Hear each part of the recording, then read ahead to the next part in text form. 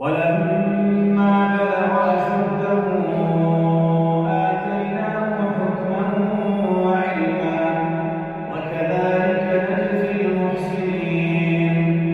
وراودته التي هو في بيتها عن نفسه وغلقت الأبواب وقالت هيت لك قال معاذ الله إنه ربي أحسن مثواي إنه لا يفلح الظالمون.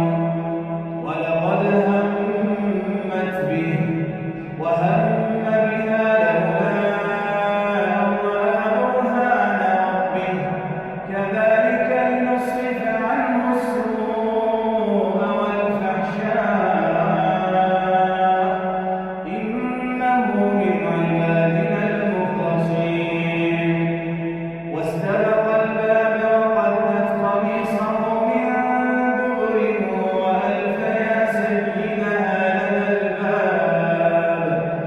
قالت ما جزاء من أراد بأهلك سوءا إلا أن يسجن أو عذاب أليم. قال هي راودتني عن نفسي